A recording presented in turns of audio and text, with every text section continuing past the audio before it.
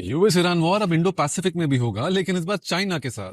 देखो, US Iran conflict में China ने यह देख लिया है कि अमेरिका किसी बड़ी पावर से direct navy to navy war तो नहीं करेगा। यानी कल को अगर चाइना ताइवान को घेरेगा और साउथ चाइना सी पर प्रेशर बनाएगा तो यूएस बाकियों को बचाने के लिए तो नहीं आने वाला है। तो सवाल यह है कि इंडिया क्या करेगा। इंडिया खुद का पैसिफिक रिंग बना रहा है चाइना को कंट्रोल करने के लिए, जिसमें सबसे इंपॉर्टेंट है इंडोनेशिया। क्यों? क्योंकि इंडिया के बाद स्ट्रेट्स ऑफ मलक्का का दूसरा चौकीदार इंडोनेशिया ही है।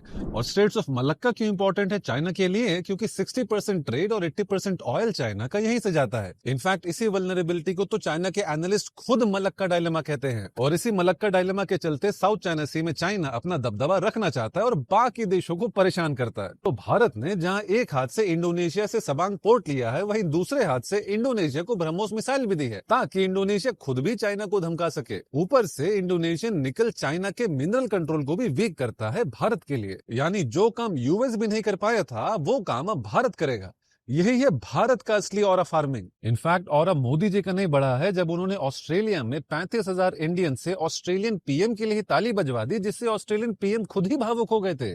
बल्कि ऑरा बढ़ा है इंडिया का, जिसने एनपीटी साइन ना करने के बावजूद ऑस्ट्रेलिया से यूरेनियम और बाकी मिनरल्स ले लिए हैं। और अब मोदी जी का नहीं बढ़ा है to be the first Indian PM to visit New Zealand in 40 years, but Bharat का ऑरा बढ़ा है क्योंकि न्यूजीलैंड के साथ भी हमने एफटीए कर लिया है और वो हमारे साथ करना चाहते थे ज्यादा। भारत का ऑरा बढ़ा है और बढ़ रहा है, फिर चाहे वो सेशल्स हो या फिजी या जापान।